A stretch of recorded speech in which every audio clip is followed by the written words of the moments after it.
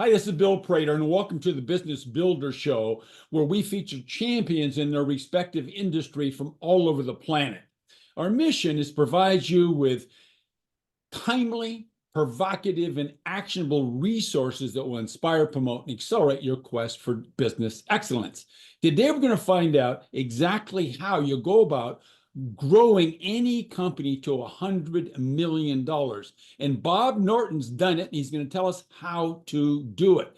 Now, Bob spent 8 years as a technologist, ending up as a CTO and VP of engineering at Thomson Reuters, where he handled all product development running a skunkworks. Then, after that, for 14 years, he founded, built, and sold 4 companies totaling well over $1 billion. Then in 2004, he created the CEO Bootcamp, which has trained thousands of CEOs from over 45 countries all over the globe. And in 2019, he then created the Entrepreneurship University, which trains management teams on leadership best practices, strategy, scaling, and creating high-performance cultures. In addition to training founding teams, he advises CEOs, boards, investors of companies on scaling more rapidly and smoothly to cut 7 years off average time it takes to get a company to where it's worth at least 9 figures on exit. Bob, it's going to be a great little visit we're going to have, sir. Yeah, and it's a tall order to tell you everything that it takes because there's hundreds of things you have to do well. And obviously you can do it at a very high level, but we'll drill down where you think it's appropriate for your listeners. Great. You've got a kind of a broad spectrum of people that you've mentioned when I mentioned you in your introduction. But who specifically do you serve? Who's your core client? Yeah, we work with companies ideally that are at about $1 million in revenue, who are ambitious enough to have a $1 billion total market in the future, or TAM, as they like to call it, in venture capital, total addressable market. Although you have to start a niche. That's one of the points I'll be sure to hit today is niching is not optional for companies. We don't work with nonprofits. We don't work with government. And a requirement is that you have strong differentiation and the ability to protect that differentiation. And we'll show you and maybe include a link to a diagram that shows that, because you cannot scale without those 2 characteristics, because you can't attract capital, because investors want the protectability and the differentiation as well. Okay, good. So I understand. I get a good idea who you're talking about. So they probably share a few problems that have kept them from doing what they want to do. So what are these problems that you typically see and solve? Yeah, contrary to popular belief, the limiting factor on the growth of most companies is the management team. And that can be, of course, including the CEO or the founders themselves, but it's not a sales-driven thing, because good management will solve all problems, right? And so you'd rather have a great management team and a bad market, because the great management team is going to adjust and pivot and find a better market than a great market and a bad management team, right? As venture capitalists say, and like in real estate, it's location, in venture capital, it's management. And that's more than 50% of the problem, is attracting ideally 3 founders. We believe that to have a scalable company, you need 3 major people. You need the visionary, you need the operator, and you need the sales and marketing person. And they should all be 15 plus, maybe 20 years experience each, with some gray hair, or like you and me, bald hair, that knows and has been around the block many times and learned all the hard lessons that you're never going to learn in school. So that's all I'll say about the management team. You've got to have the differentiation, because I teach at the CEO Bootcamp that differentiation is the most important word for a startup, right? It makes all good things about a business. It gives you better margin.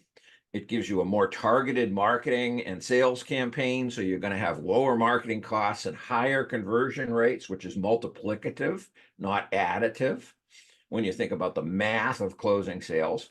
And so you've got to, obviously, these things are stage dependent. Now, we use a 5-stage model of evolution, going from a raw startup that's at the ideation stage and figuring out their business, which might take 6 months or a year or more for some businesses, depending on whether they're full-time or part-time on it, up to stage 5, which is a mature company. And the reason I founded this business is, having worked in an incubator and accelerator, I came to the conclusion that very few people knew how to adjust their management style and other things as they went through these 5 stages of development. And most of the books out there and most of the questions and answers are context sensitive to that stage of development. So something that's great advice for one company at stage 3 could be deadly advice doing the exact same thing for a company that's a startup. And so it's important to have that context in any consultant you hire, any question you ask. You've got to frame what's the stage of development, because obviously a startup should be going after a smaller market so it's not fighting 800-pound gorillas. And as you grow and get bigger and have a deeper bench of assets, including your management team and lower cost of capital and all those things that come with growth, you can go after larger and larger markets. We also have a principle that we teach that is that you need 6 different management systems to scale. And we probably don't have enough time to go into those in any detail, but we can provide a link to a video about those, because discipline is implemented that way in management and leadership. And Airtight Management's main focus is installing that leadership operating system, which creates a culture that includes innovation that we call a Darwinian meritocracy. And a lot of people will crack a smile when they hear that term, because they think about it if they have a lot of experience, and it immediately resonates. Okay, it's Darwin because it's got to change, it's got to evolve, right?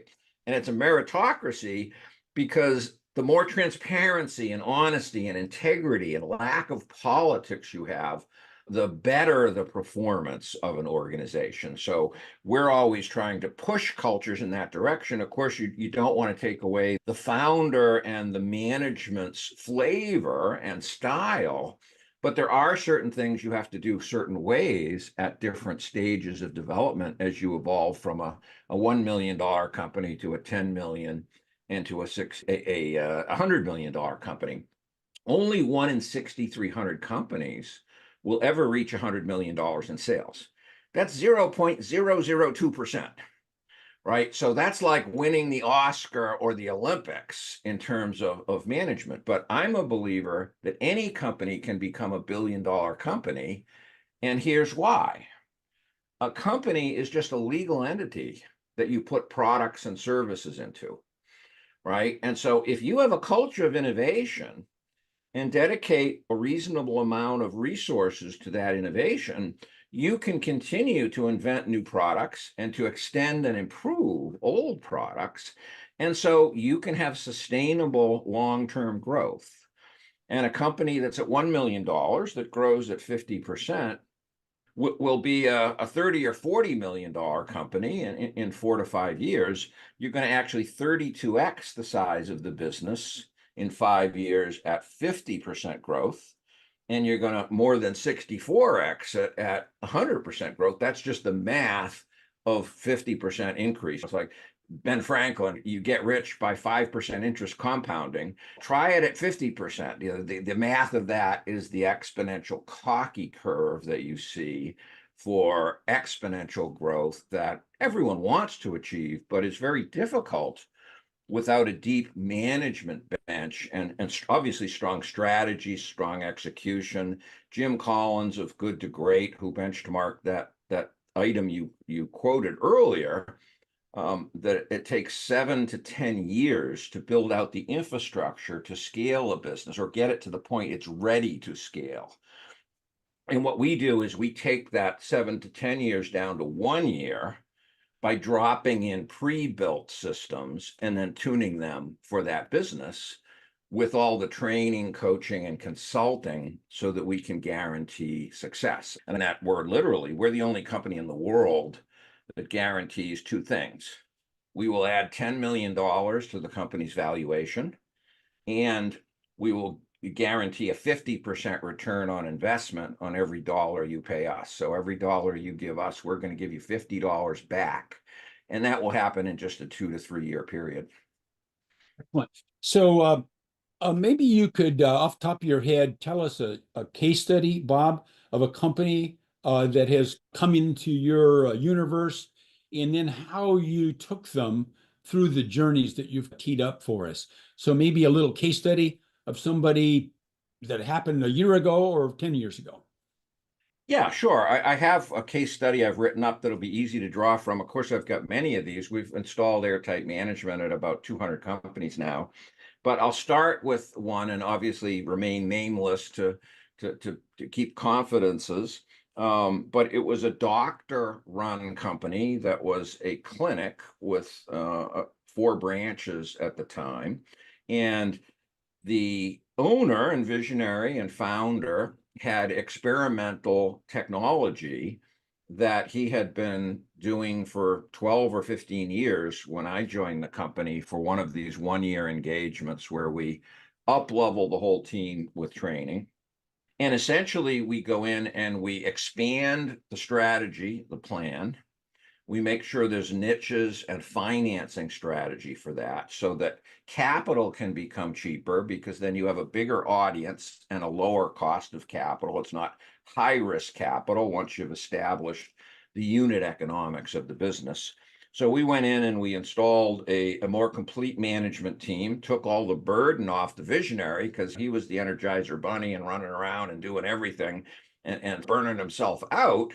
But obviously that limited what people did. It also trained them that they had to come to him for every decision, which of course is micromanagement, right? You got to make management go away. We teach 5 styles of management: micromanagement, management by objective, or OKR as it's called today, management by exception, which is running it by the numbers once it's mature and you have data, leadership, which is not one-on-one management, it's broadcasting to a larger audience, and then management by wandering around, which is designed to shortcut politics in a company and make sure there isn't sugarcoating going on as information travels through the organization. And so every manager should know in what situation to use each of those styles of management. And of course, like I said, that doesn't mean they can't have personality and their own imprint on it.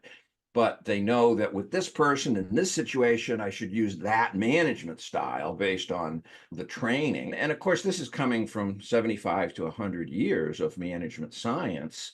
Many of these things, I would say 70% of them, are well known out there, but they don't get used, except in the most successful companies who have had enough time to evolve the systems so they make sure that these best practices are baked in to the cadence and the systemization of the business. So I could go on forever, and maybe I ought to get you to ask the next question or refocus me a little. There are hundreds of things you have to do well, and so there's no one answer to that, but you need those 3 founding committed people for the long term. You need great strategy, and you need great discipline, especially in the areas of execution.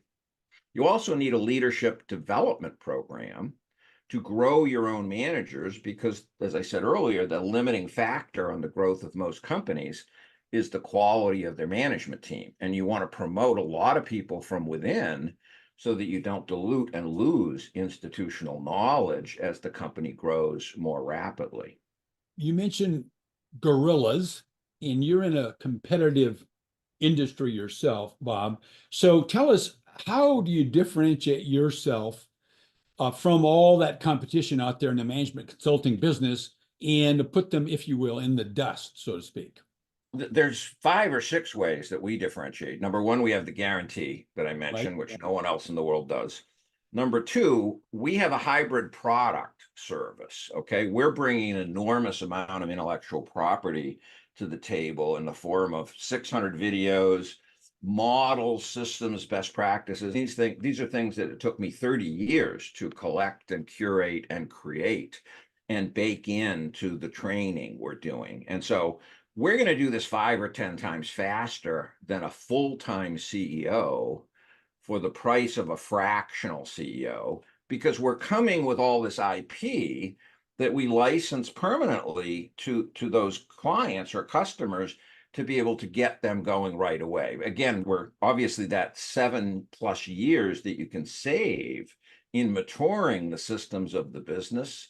And that's from Jim Collins, from his study of 200 companies in Good to Great, the book, said that was a 7 to 10 year process. So if you can take that down to a 1 year process and grab more market share sooner and raise more capital at a lower price, because you're painting a better vision and story of how that business is going to grow, you're going to have a much higher chance of dominating and getting large market share in the market you're attacking. Does that answer your question? It does indeed. It does indeed. Now, I think I certainly do, and I believe our listeners understand who you serve, the problems that they share that you solve. You gave us a great case study, illustrated how you went about and did that. You then told us how your competition doesn't really compete with you because they don't bring any of the 5 or 6 things you do to the table. Yeah, and I believe that should be true of all startups. All startups should be able to say, I have no competition in this niche, right? You can't have no competition in anything, because a grocery store competes with a restaurant on some level, right? But if you have a restaurant in that niche, if you're the only true Sicilian Italian restaurant, then you have differentiation in what you've defined as your marketplace. And I didn't mention on that case study one other thing. The value of that company when I started was probably at best $15 million. And a couple of years later, it was worth $60 million and got a $60 million buyout offer from a private equity firm. Excellent. Do you typically encourage your clients to get formal evaluations, or do you use just industry standard multiples to help them compute it? There's 3 ways to value a company, and we're typically going to build into our contract whatever formula is used at the beginning to create evaluation. And then we're going to measure that. And, we guarantee 10 million because we know we're going to do a lot better than that. We're going to do 20 or 30 million, right? Or we wouldn't guarantee 10. So there's a formula that's agreed on based on the business. And we're moving all 3 multiplicative metrics that drive a business's valuation.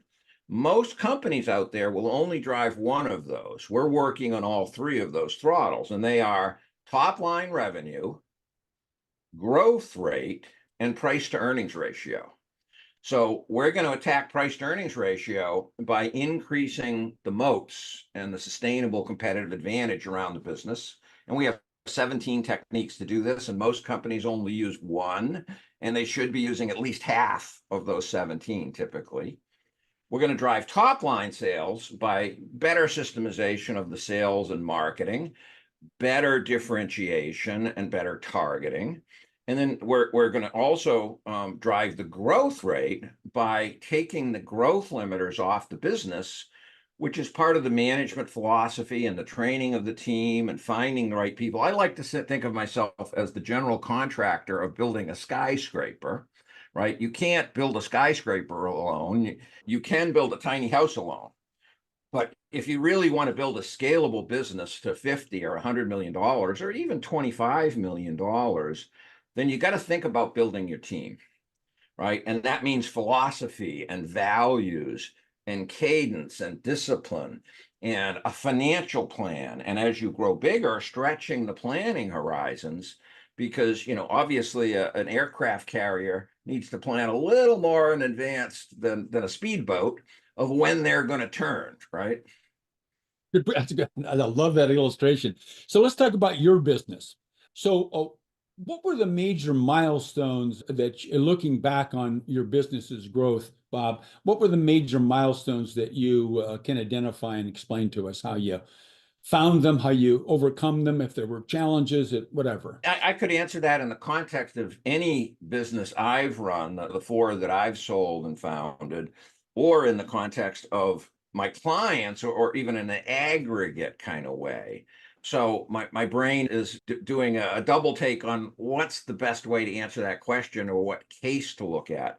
I think the best way to look at it in a generic way is the CEO and the focus has to be product first in the startup phases, right? Your main goal is to get product market fit. Okay. It's to validate you've got a need, validate that your product works and has traction. And then it shifts to sales and marketing. So the CEO and the intellectual capital of the business has to first be focused on product and then move to sales and marketing, because you've got to figure out how best to sell it. Do you have the right target customer, the ideal customer, archetype customer, as some call it? Do you have the right set of features? What's the portfolio of niches that you have? One of the criteria I teach or methods I teach is build a portfolio of niches as opposed to going after $1 trillion market, right? Because it's easier to be a big fish in a small pond and not get eaten, the mixed metaphor, by those 800-pound gorillas that could drop 10 times more on marketing and sales than you can. So you've got to try to do that. After that, the third stage, and I'm talking within these 5 stages of development, the third stage is building out the infrastructure and the management team and the systems and the processes. And most companies will probably have 100 processes. We teach the 26 generic ones that need to be installed, and they come with our 1-year consulting. We'll make sure those processes are documented, and there's a process for documenting and optimizing processes so that you're getting every process down to a science where you understand the inputs and the outputs of that. And you can do what Peter Drucker, the father of management, says is you can't measure, or, I'm sorry, you can't improve what you don't measure, right? And that's, of course, literally true, because how would you know you improved it, right? So you try to get it down to the unit economics or the KPIs, the key performance indicators, that are the inputs and outputs of every process. And at a minimum, you'll have 20 or 30 processes in any business that are very important, even once you reach 20 or 30 people. And you may have hundreds of processes. And some of these should be trade secrets, and they need to be institutionalized in training and learning and having trademarks and other things that are embedded in that. So that's stage 3. And that's frankly the most fun stage, because that's when you're growing and hiring and training new people and you're bringing in capital. After that, typically in stage 4, it's more of doing the same, and it gets easier to run the business at that stage 4, but you're probably doing more partnerships. You're probably looking for other ways to put your value, your product, your service down other people's distribution pipeline by doing big partnership deals and by potentially organic growth and merger and acquisition growth, right? Now, once you get to stage 4, capital is suddenly easy to get and cheap, and you can go out and buy complementary businesses and buy a business that may have been a competitor in the future. But today, if you took their product and put it down across your customer pipeline, that business is worth 2 or 3 times as much on the day you buy it, because you're plugging it into a larger distribution. Now, we don't talk much about stage 5, but stage 5 is a mature company where you're milking the business. And if you keep innovation alive, you can keep growing that business. But the hardest thing to do, and Peter Drucker, a quote, talks about this too, there's 2 jobs a business has: innovation and marketing. And I would argue that the reason those are the most difficult is that's where creativity is needed as well as intellect. And most people have one or the other. They're either creative or they're intellectual.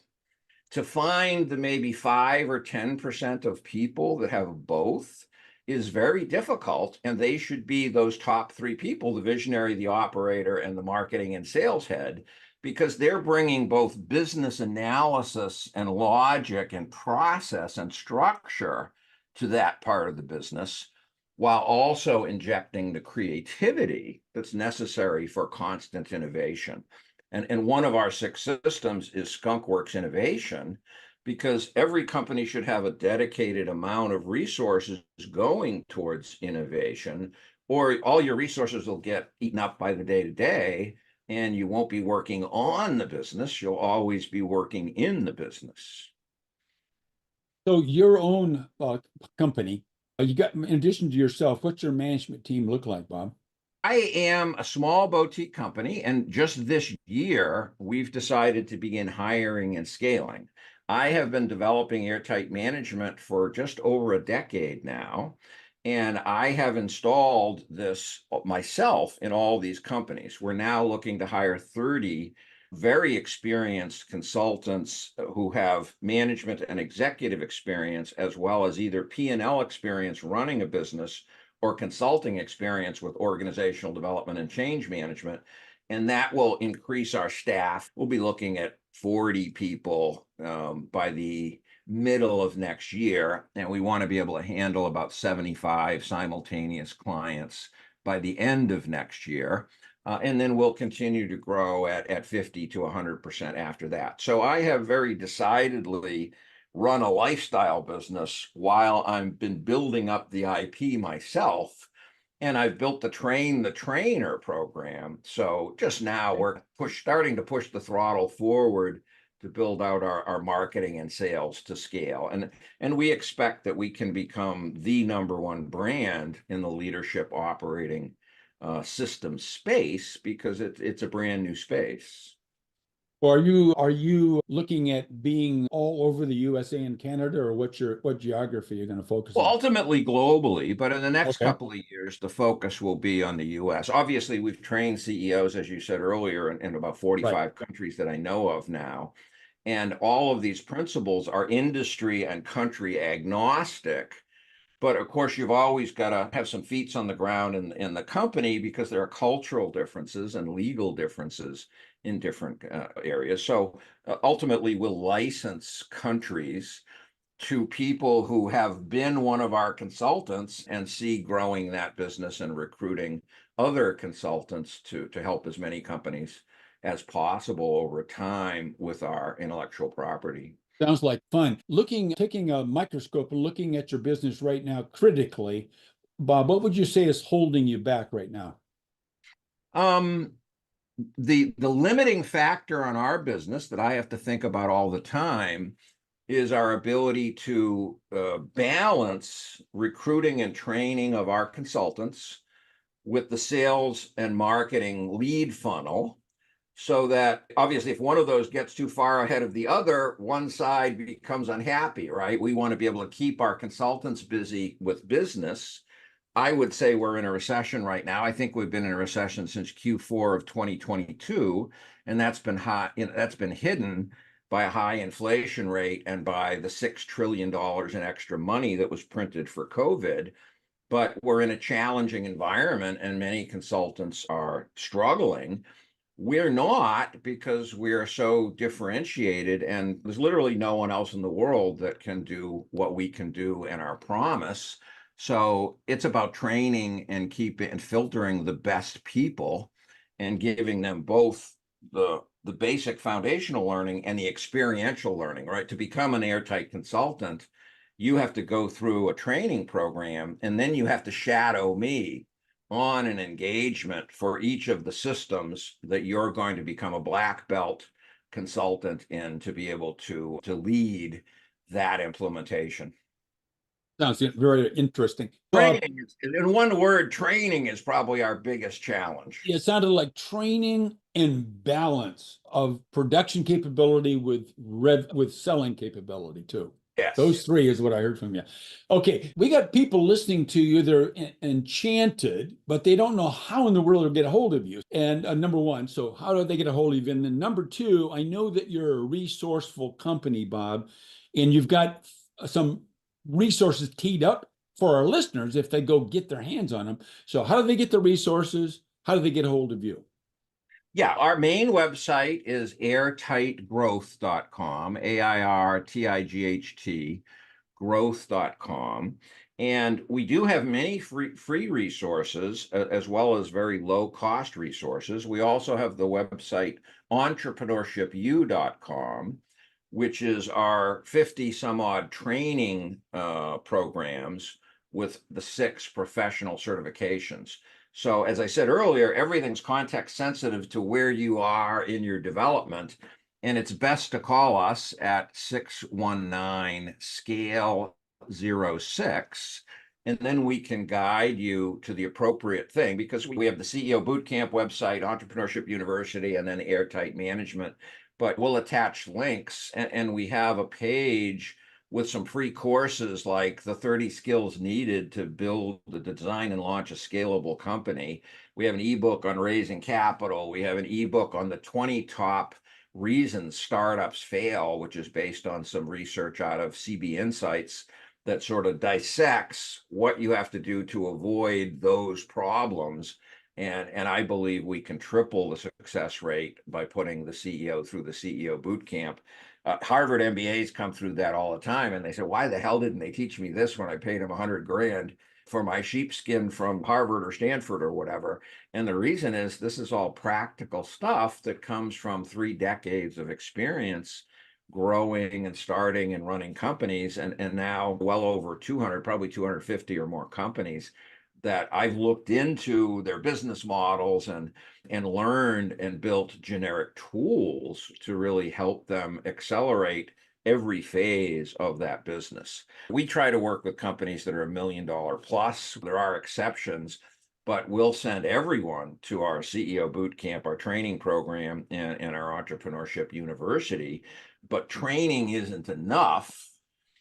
That's why Airtight Management is a combination of training, coaching, and consulting, because there's just too many things you can get wrong. And as I said, you're fighting that 1 in 6,300 certificate. Every college graduate comes out of school and they think they're going to be a billionaire in a few years.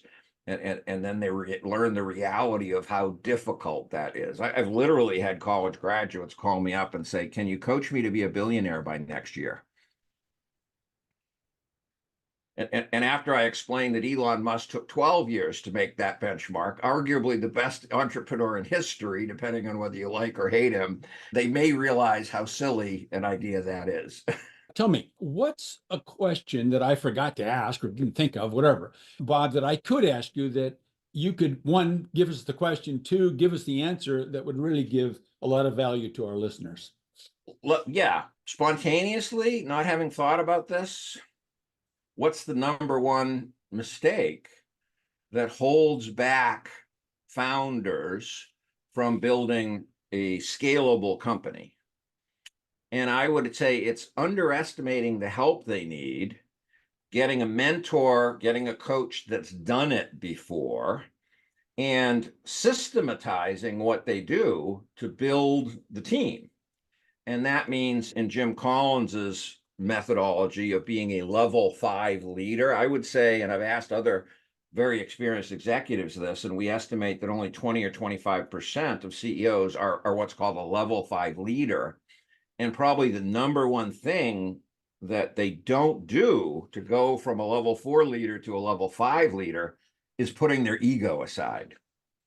It's instead of making decisions for yourself personally and your preference and your personality and your convenience, you're always thinking what's best for the team, what's best for the company.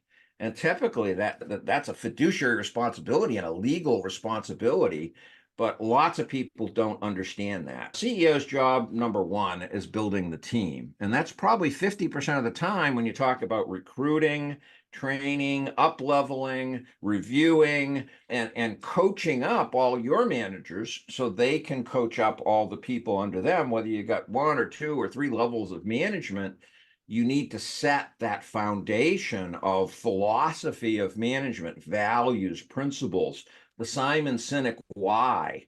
So think a lot about team building and allocate 50% of your time to work on the team. That's always working on the business instead of in the business, right? That's very well said. Thank you very much for that. I appreciated all of your answers to my questions, and I know that my audience loved it as well. So thanks, Bob. You're welcome. Thanks for having me. Bye-bye. So everybody, in closing, let's focus on the single fact that businesses do not become extraordinary in a single moment. Instead, they get there as a result of the owner first creating a visionary strategy, second, executing that strategy with a system of management, and number three, leveraging high performance teams. Now, you can get your hands on those concepts and exactly how to do that. Just go to my YouTube channel, which is at Business Mastery Pro. Thanks for listening. Bob, once again, thanks for sharing your time and your wisdom with us today. You're welcome.